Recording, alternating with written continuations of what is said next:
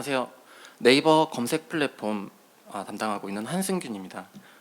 저는 AI 기술을 네이버 서비스 곳곳에 적용하는 기술 조직을 담당을 하고 있는데요. 특히 오늘 세션에서는 발췌에서 생성으로 네이버 검색의 가장 진화된 모습이라고 말할 수 있는 AI 브리핑을 소개시켜 드릴 수 있게 돼서 매우 영광스럽게 생각합니다.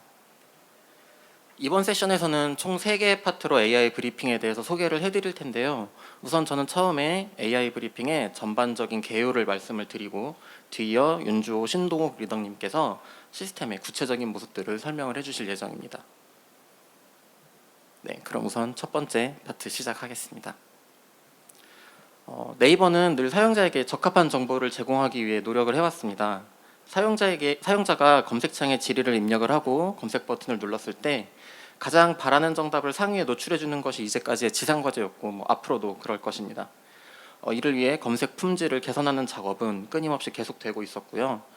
사용자가 원하는 것이 단순한 문서나 정보가 아니라 어떤 기능인 경우에 이를 위한 도구를 제공한다거나 지식백과와 같은 적합하고 신뢰도 있는 콘텐츠를 상위에 보여주기도 합니다.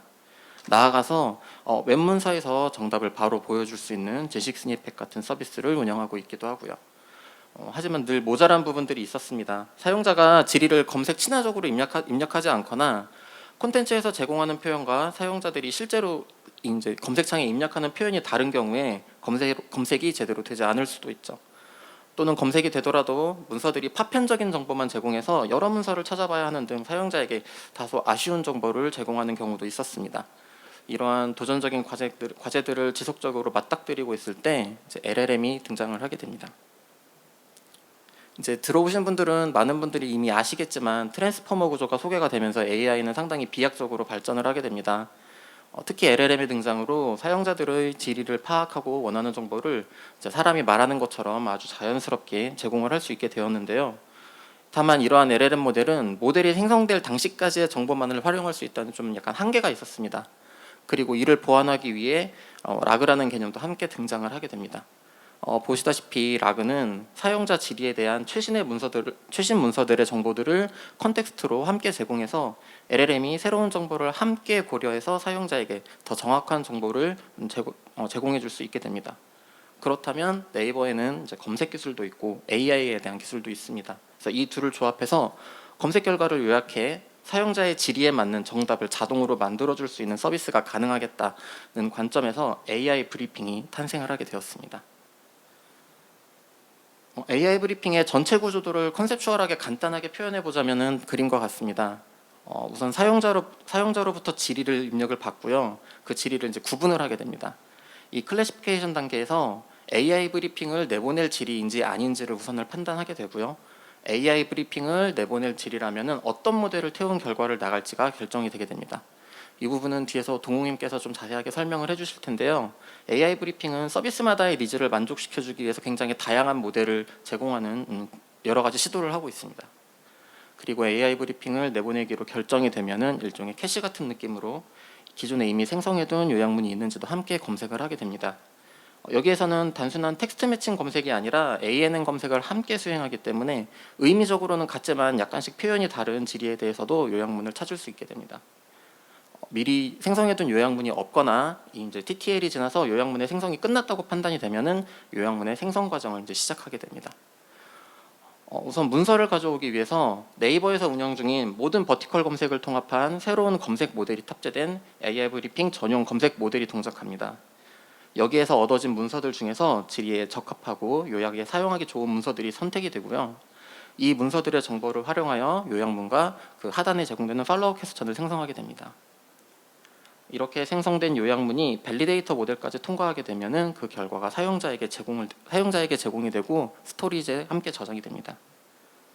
그리고 사용자에게 전달된 요약문에 대한 직접적인 혹은 간접적인 피드백을 받으면 이 결과를 바탕으로 요약문의 노출을 직접 제한하기도 하고요. 아니면은 요약문의 생성 모델을 업데이트하는 데 사용이 되기도 합니다.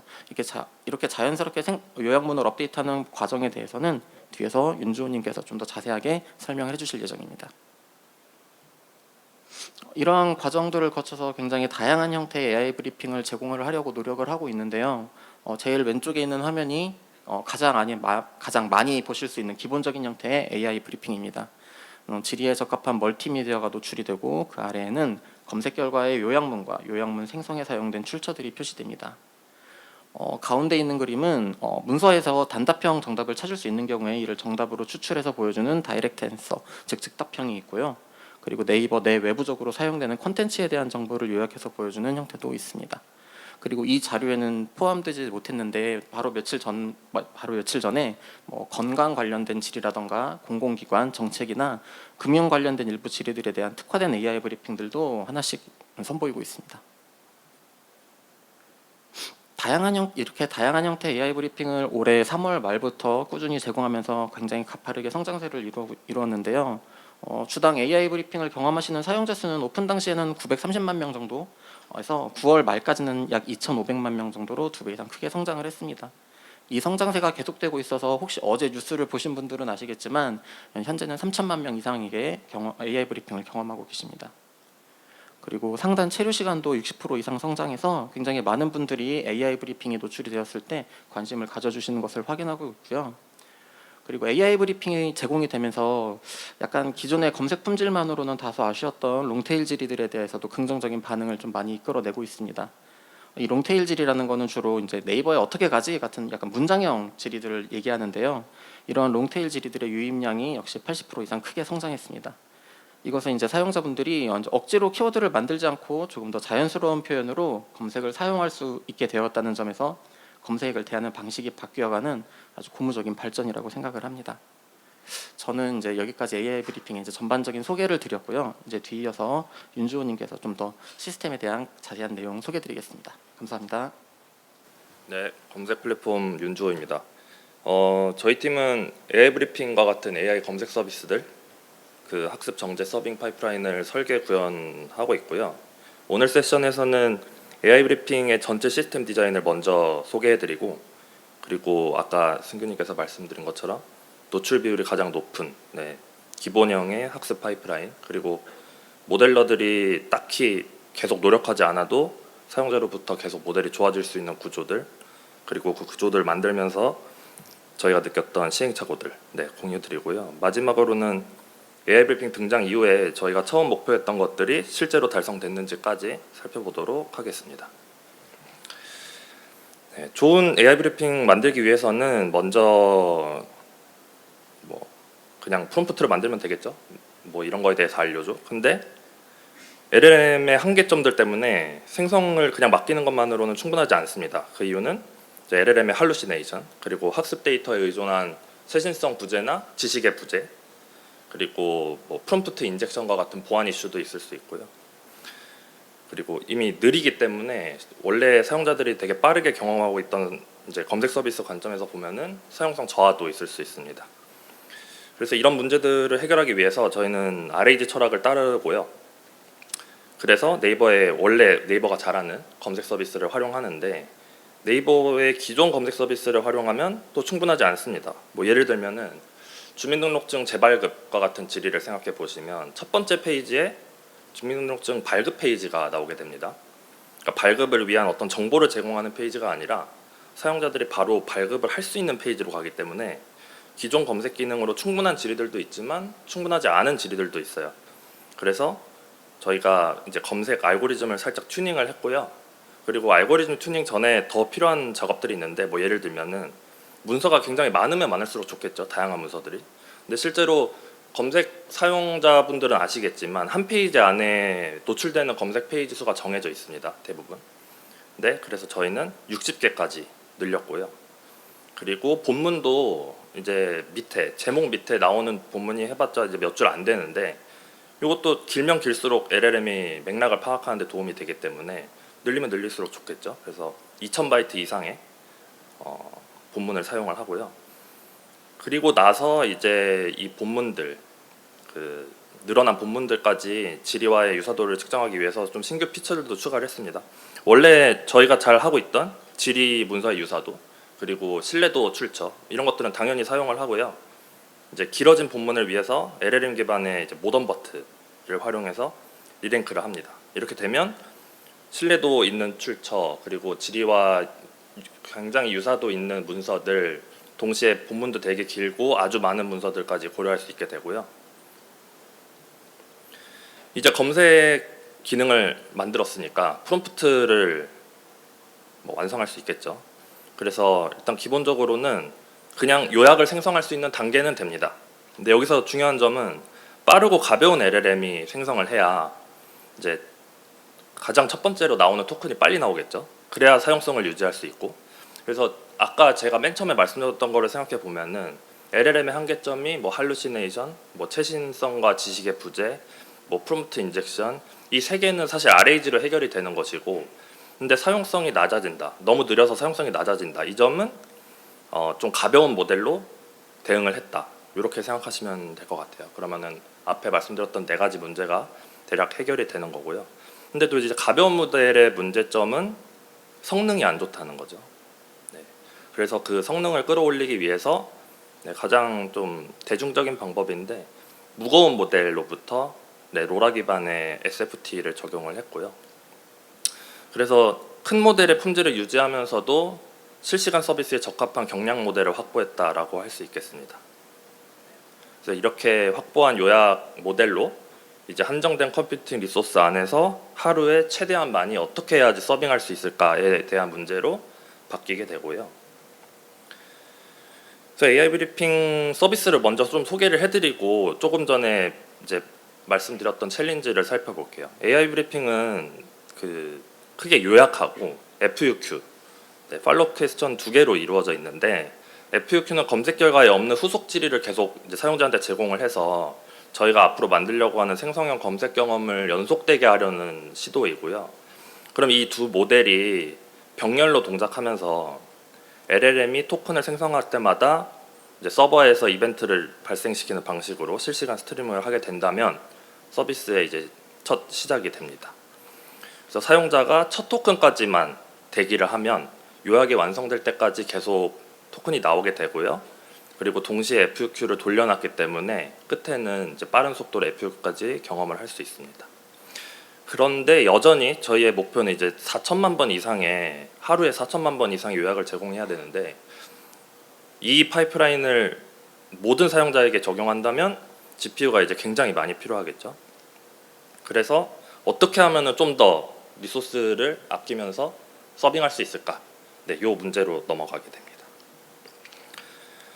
그래서 저희가 질의를 좀 타겟하면서 계속 이제 기획 운영 분들과 살펴본 결과 꼭 매일매일 그 순간순간 만들지 않아도 되는 질의들이 많다라는 결론이었고요.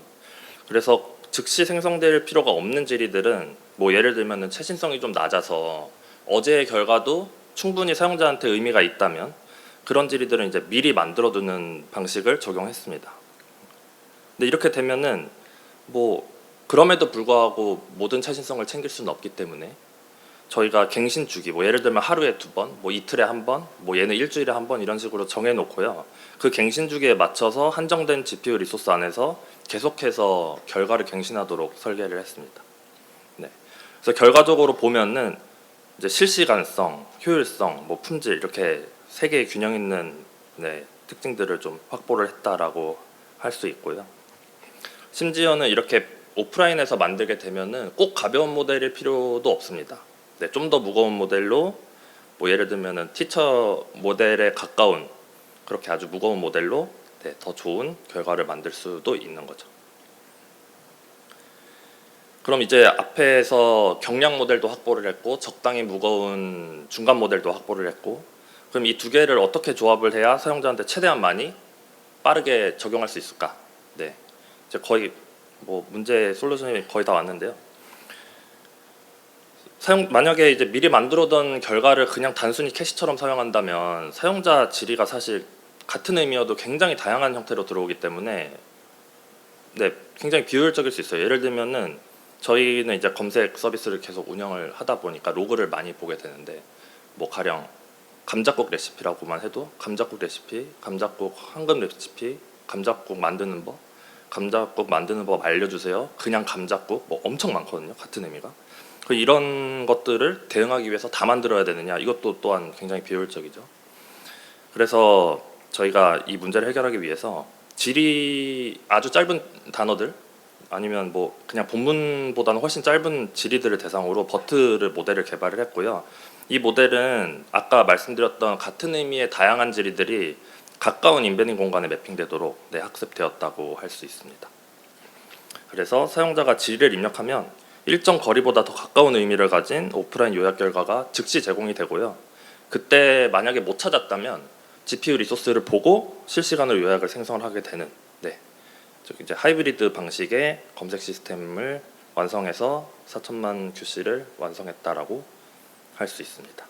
이렇게 되면은 이제 기본적인 서비스 운영은 가능하게 되고요. 그럼 뭐 새로운 모델이 나올 때마다 또 SFT 하면서 좋은 모델로 바꾸고 이런 것들은 사실 여기 계신 분들도 잘 아실 것 같은데, 그렇다면 과연 우리가 따로 노력하지 않아도 사용자에게 서비스를 소개하고 운영하는 것만으로 서비스가 좋아질 수 있을까? 이 고민을 계속 했고요. 그래서 사실은 지금 만약에 LLM 관련 서비스들을 준비하시는 분들이라면 처음에 서비스 기획할 때 어떤 UX 단계에서부터 사실 이 고민이 되면 가장 좋은데, 저희는 사용자로부터 도움이 됐어요, 도움이 되지 않았어요, 신고하기, 이런 피드백 정보들을 받습니다. 이게 어떻게 보면은 AI 브리핑 사용자들이 만들어주는 레이블 데이터라고 할 수 있겠죠. 그럼 여기서 이제 두 가지 데이터를 만들 수 있습니다. 하나는 저품질 지리만 모아서 저품질 결과에 대한 우리 요약 결과랑 뭐 티처 LLM 같은 좋은 LLM이 만든 좋은 결과, 그러면은 이제 주어진 지리에 대해서 페어드 데이터가 생기는 거죠. 좋은 거, 안 좋은 거. 요 데이터 한 벌이 있고요. 그리고 다른 데이터는 레이블드 데이터입니다. 꼭 지리에 대해서 모든 레이블이 존재하지는 않지만 이 지리는 이 지리와 이 결과는 도움이 됐어요, 이 지리랑 저 결과는 뭐 신고하기를 받았어요, 이런 식으로 페어드는 아니지만 레이블드 된 데이터, 이렇게 두 벌이 우리한테 생긴 거고요. 그러면은 이제 데이터의 품질과 데이터의 특징을 보고 어떤 전략을 세울 수 있을까를 고민해 볼 수 있겠죠. 뭐 예를 들어서 레이블드 데이터면은 굉장히 균형이 안 잡혀 있고 페어드도 아니니까 KTO를 할 수 있고, 그리고 어떤 지리에 대해서는 항상 페어드 데이터로 좋은 거 안 좋은 게 있으니까 DPO를 할 수 있고, 그래서 저희는 일단 둘 다 적용을 했고요. DPO 온리랑 KTO 온리 둘 다 5% 정도의 품질 개선이 있었고, 이게 결국에는 데이터셋도 다르고 로스도 살짝씩 다르기 때문에 둘 다 적용할 수 있습니다. 순서는 데이터의 품질이나 우리 요약의 결과에 좀 의존하기는 하지만 저희는 이제 KTO, DPO를 순서에 상관없이 둘 다 적용을 해서 실험을 했고요. 결국 최대로는 약 7.5% 정도의 품질 개선이 있었습니다. 앞에서 살펴본 게 이제 사용자로부터 모델이 학습해서 좋아지는 구조인데, 이게 학습해서 좋아지려면 또 학습 체크포인트가 나와야 되고 배포도 해야 되고 뭐 서빙 플랫폼 도움도 받아야 되는데, 사실 사용자들은 그 즉시 좋아져야 되는 경우가 많죠. 그리고 서비스 운영하는 우리들도 빨리 좋은 결과를 내보내야 되기 때문에 즉시 갱신하는 파이프라인도 있습니다.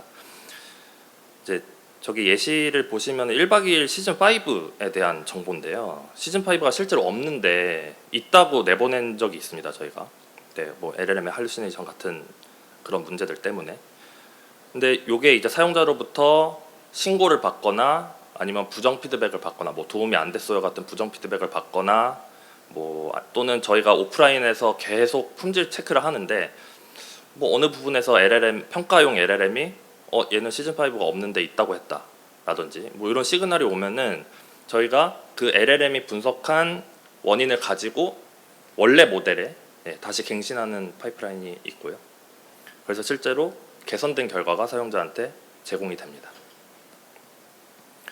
그래서 여기까지가 검색을 요약용으로 따로 만들고, 그리고 좋은 모델, 가벼운 모델, 중간 모델 만들고, 그리고 그 두 개를 ANN 방식으로 결합하고 더해서 사용자한테 노출됐다는 것만으로 정보를 얻어서 지속적인 학습 파이프라인을 설계하고 끝으로는 즉시 갱신하고, 흐름이 이렇게 되고요. 그래서 아까 승규님께서 잠시 소개를 해드렸는데 그 지표를 조금 더 자세히 보면은 AI 브리핑 출시 이후에 네이버 내부에서 관리하는 검색 만족 지표가 있고요. 이게 이제 노출되었을 때가 안 됐을 때보다 약 3% 정도 높은 만족도를 보이고 있었고, 그리고 저희가 맨 처음에 사실 이제 계획했던 게 체류 시간이 계속 늘어날 수 있는가, 그리고 아주 길고 어려운 질에서 잘 대답할 수 있는가, 이 두 개였는데 무엇보다 좀 그 두 개를 이제 계획한 대로 만족했다는 게 좀 고무적인 것 같습니다. 특히 이제 FUQ 같은 아주 길고 어려운 질의를 사용자한테 제안하고 사용자들이 자주 클릭하고 다시 에브리핑이 나오고 다시 검색 품질이 올라가고 또 FQ를 누르고 하는 이 선순환 구조가 완성돼서 실제로 45바이트 이상의 긴 질의 비중이 이전 대비 70% 증가를 했고요. 그리고 이제 사실 굉장히 신뢰도 있는 출처랑 요약이 같이 들어있는 영역이 없었는데 이 영역이 이제 LLM으로 이제 새롭게 탄생하면서 체류 시간도 약 50% 정도 향상됨을 확인을 했습니다. 근데 사실 오늘 제가 소개해드린 것만으로는 이 지표를 만족하기가 힘들죠. 그래서 사용자들이 다 원하는 게 다르고 또 어떤 주제는 멀티 출처형처럼 그냥 내보내면 안 되고, 그래서 제 뒤에 소개해드릴 게 특정 주제나 특정 사용자들을 타겟으로 굉장히 특화된 AI 브리핑을 제공해서 어떻게 하면은 더 품질을 끌어올릴 수 있는지에 대해서 살펴볼 예정입니다. 이상입니다.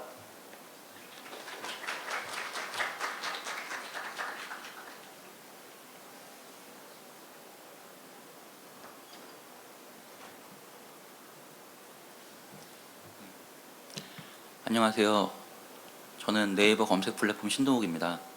앞에서 잘 설명해 주신 것처럼 AI 브리핑이 탄생한 배경에 대해서 신규님 설명해 주셨고, 전반적인 AI 브리핑에 대한 전체적인 구조는 이제 주호님이 설명해 주셨는데요.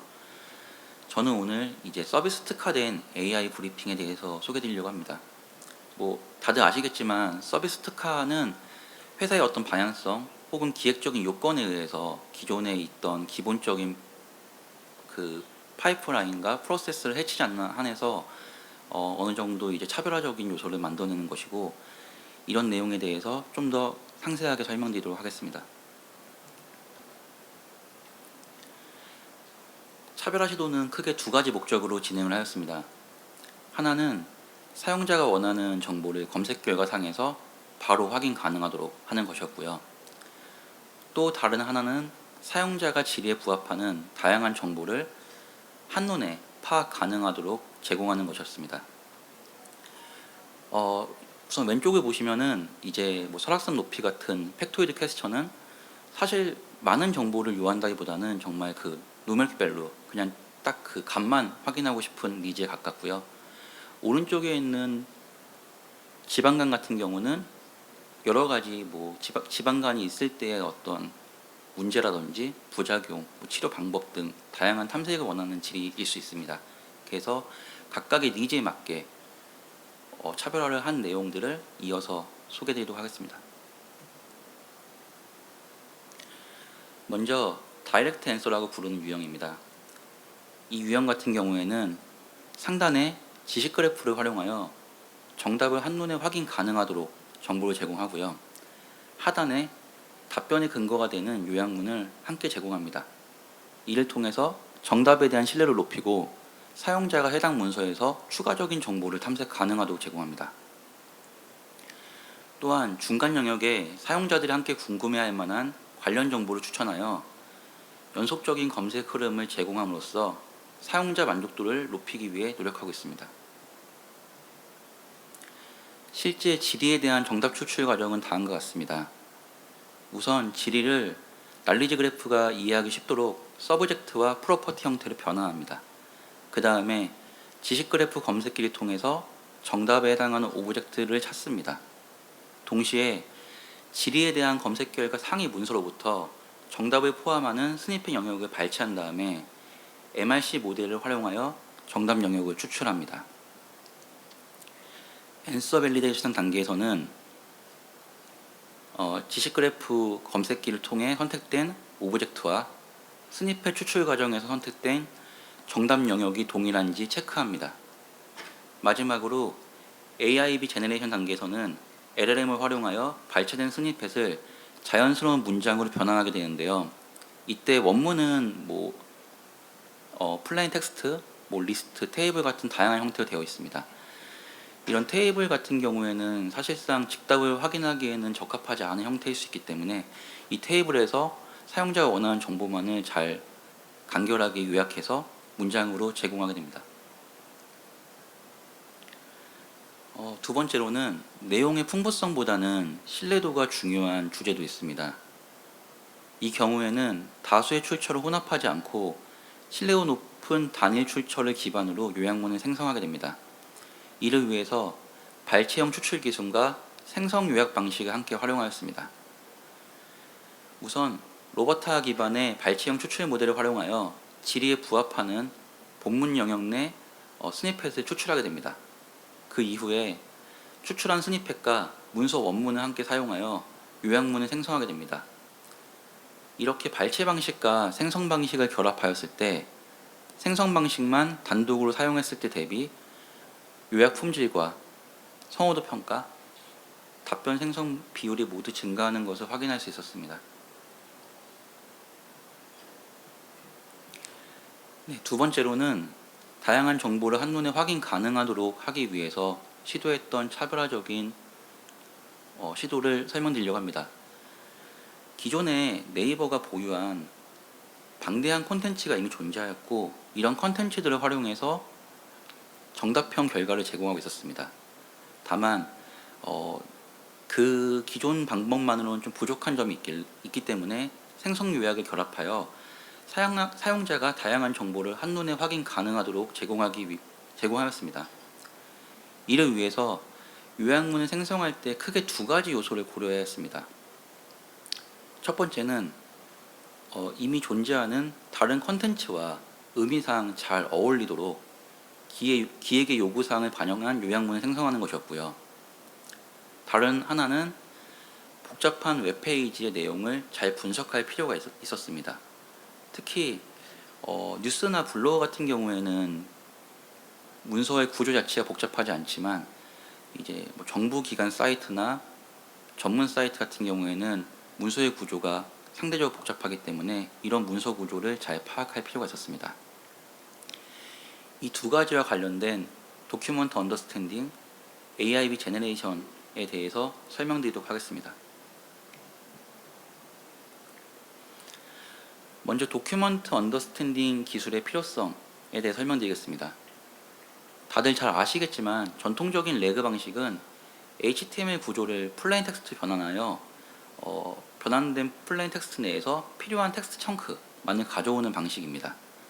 이렇게 하였을 때도 물론 어느 정도 이제 정보를 제공할 수 있지만 사실상 HTML 구조에 대한 정보 손실이 발생할 수밖에 없고 이러한 단점을 극복하기 위해서는 HTML 내에 의미적 구조를 보존하여 정보 손실을 줄이고 의미적 연관된 높은 내용만 남기는 것이 필요합니다. 이를 위해 문서를 좀 더 작은 단위인 블록으로 쪼개고 불필요한 HTML 태그를 제거한 다음에 문서 내 주요 정보를 담고 있는 블록을 탐지하고 또 질의와 연관성이 있는 블록을 탐지하는 기술 등을 개발하였습니다. 블록 파싱과 HTML 클렌징 단계에서는 HTML 문서를 분석하여 내용과 무관한 HTML 태그가 제거된 돔 트리를 구성하고 그 페이지 내에 글자 크기나 각 블록의 위치 정보 등 메타데이터를 추가하게 됩니다. 그 후에 문서 내 각 블록의 위치를 고려하여 정보성이 낮은 영역을 탐지하고 제거함으로써 문서의 핵심 영역만 탐지합니다.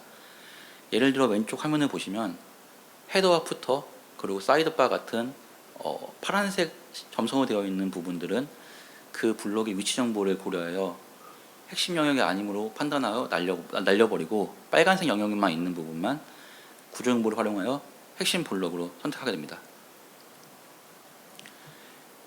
그 후에 인포메이티브 블록 디텍션 단계에서는 문서 내 핵심 정보를 담고 있는 블록만 선택해서 후속 태스크의 효율과 성능을 향상시키는 것을 목표로 합니다. 이를 위해 세 단계로 추론하여 블록이 정보를 포함하고 있는지 판단하게 됩니다. 첫 번째로 문서 제목을 보고 LLM에게 문서 내용을 예상을 하고 시킵니다. 그 이후에 블록의 소제목을 보고 해당 블록이 어떤 내용을 담고 있을지 예상을 하고 지시하게 됩니다. 마지막으로 제목과 소제목, 본문 내용을 통해서 이 블록이 가치 있는 정보를 담고 있는지 파악하라고 하게 되고요.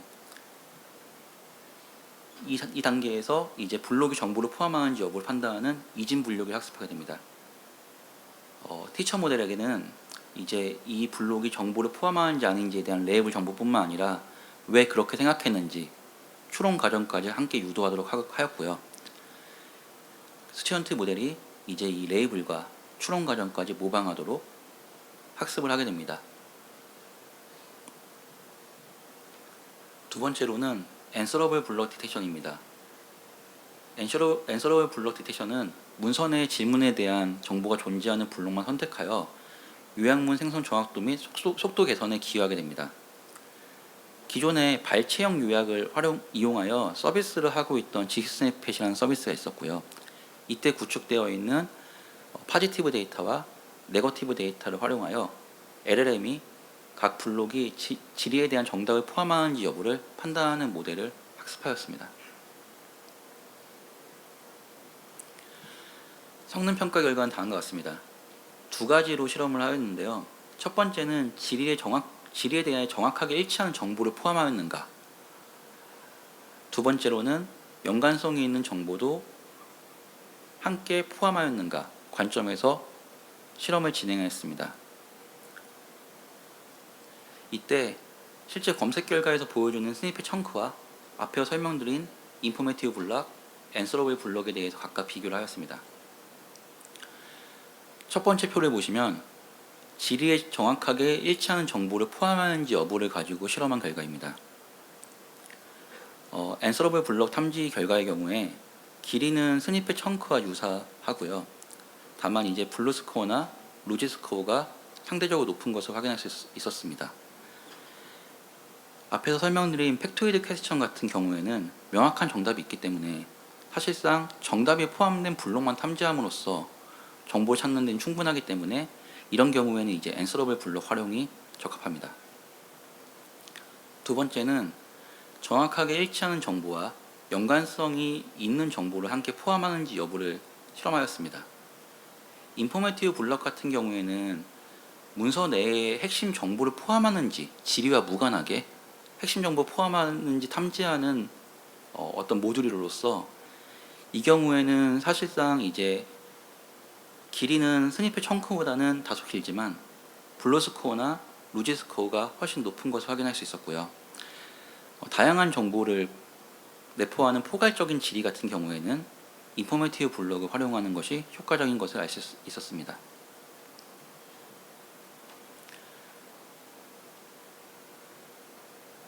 다음으로 설명드린 내용은 AIB 제너레이션 관련된 내용입니다. AIB 제너레이션에서는 요약문 생성 시에 다른 컨텐츠와 조화롭도록 기획 요구사항을 잘 반영하는 것을 목표로 하였습니다. 차별화 요소이다 보니까 기획에서 다양한 요구사항이 존재하였습니다. 예를 들면 활용하는 검색 문서에 대한 요구사항이나 요약문 내용에 대한 요구사항 등이 있었습니다. 간단하게 살펴보면은 검색 요구사항은 건강 주제 같은 경우에는 병원 등 신뢰도 높은 출처만 사용했으면 좋겠다 라든지, 공공 주제는 공공기관 문서를 우대하지만 표현이나 내용이 어려운 경우가 있기 때문에 일반 문서도 같이 활용됐으면 좋겠다. 또 공공 주제의 정책 같은 경우에는 수시로 변경되기 때문에 가급적이면 최신 문서 우대했으면 좋겠다. 이런 문서 검색 관련된 요구사항도 있었고요. 요약문 생성 관련해서는 병명, 간암이나 당뇨병 같은 경우에는 그 질의가 들어왔을 때 원인, 증상, 치료 등의 정보를 포함했으면 좋겠다. 정책 제도 관련된 질의는 지원 대상, 신청 방법, 신청 기간 등에 대한 정보를 포함했으면 좋겠다 등의 다양한 요구사항이 있었습니다. 내부적으로는 두 가지 방법론을 선택했는데요. 다들 아시겠지만 사실은 SFT 모델을 통해서 모델을 튜닝하는 것이 모델의 성능 측면에서는 더 좋을 수 있습니다. ICL 모델보다는 SFT 모델을 더 성능이 좋게끔 튜닝할 수 있지만, 요약 내용에 대한 요구사항을 SFT 모델로 각각의 요구사항을 반영하기는 현실적인 어려움이 있었습니다. 그렇기 때문에 문서 검색 관련된 요구사항만 있을 경우에는 공통된 SFT 모델을 활용하여 요약문을 생성하였고요.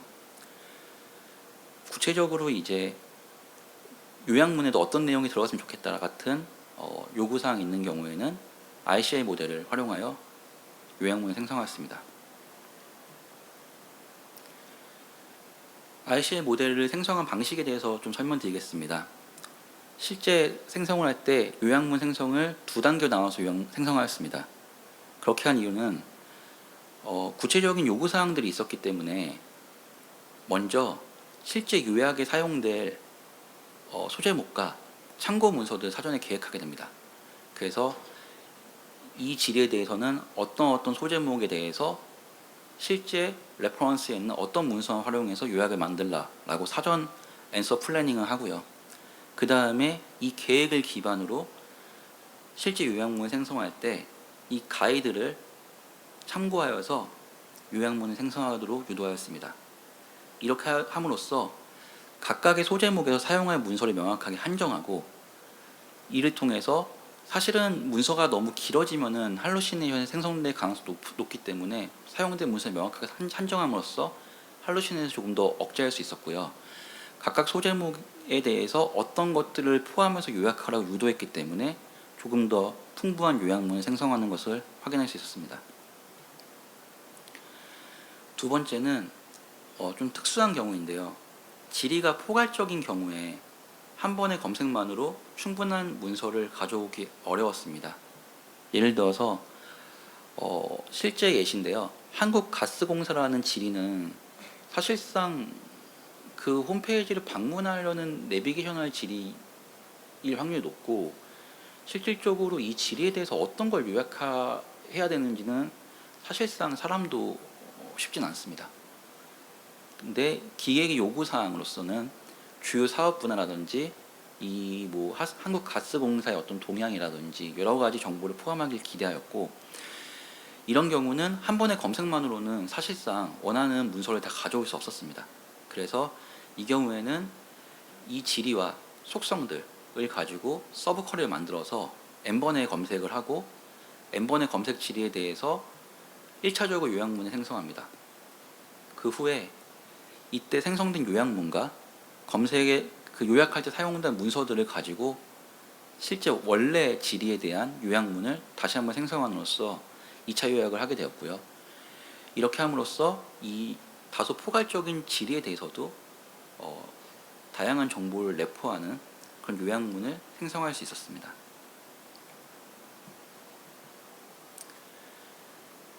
SFT 모델은 앞에서 설명드린 검색에 대한 여러 가지 요구사항이 있었습니다. 예를 들면 병원 출처 같은 경우에는 신뢰도 높은 건강 주제 같은 경우에는 신뢰도 높은 병원 출처만 사용했으면 좋겠다라든지, 공공 같은 경우에는 기간을 우대했으면 좋겠다 같은 여러 가지 요구사항이 있었고요. 그렇기 때문에 SFT 모델을 학습할 때 모든 문서를 동일하게 취급하지 않고 중요도에 따라서 전략적으로 구분하였습니다. 이를 통해서 실제 학습 시에는 문서 일부를 사실상 이 문서 일부를 우대 문서로 고려하고 나머지를 일반 문서를 고려하는 식으로 해가지고 자연스럽게 문서를 우대할 수 있도록 학습을 하였고요. 인퍼런스 시에는 우대 문서는 신뢰성 높은 공식 자료나 전문가가 작성한 문서, 검증된 데이터를 담은 문서를 구성하게끔 하였고, 답변 생성에 핵심적인 근거 역할을 하도록 유도하였습니다. 반면에 일반 문서는 보조 정보를 제공하여 답변의 풍부성을 한층 끌어올리도록 유도하였습니다. 이를 통해서 문서를 동일하게 취급하였을 때와 이런 문서를 우대하여 어떤 성호도를 반영하였을 때, 성능을 비교하였을 때 요약 품질과 성호도 평가가 모두 상승하는 것을 확인할 수 있었습니다. 앞에서 말씀 주셨던 그 검색 사용자 지표 번호와 유사한 장표인데요. 마찬가지로 출시 후에 사용자 만족도를 살펴보았습니다. 다양한 서비스 특화 요소를 출시하다 보니까 여러 가지를 한 번에 좀 보기는 어렵고요. 건강 주제 특화 AIB를 대표적으로 좀 살펴보았습니다. 그렇게 했을 때 검색 만족도는 4.8% 정도 증가하였고, 상단의 체류 시간도 한 33% 정도 증가하였습니다. 그리고 다양한 정보를 함께 제공함으로써 여러 가지 클릭 가능한 요소들이 많았기 때문에 실제로 네이버 검색 그 평균적인 어떤 컬렉션 대비 평균 그 클릭률은 200% 정도 상승한 것을 확인할 수 있었습니다. 이를 통해서 AI 브리핑 출시 후 검색 사용자 만족도가 전반적으로 상승하는 것을 확인할 수 있었습니다. 네, 제 발표는 여기까지입니다. 긴 시간 경청해 주셔서 감사합니다.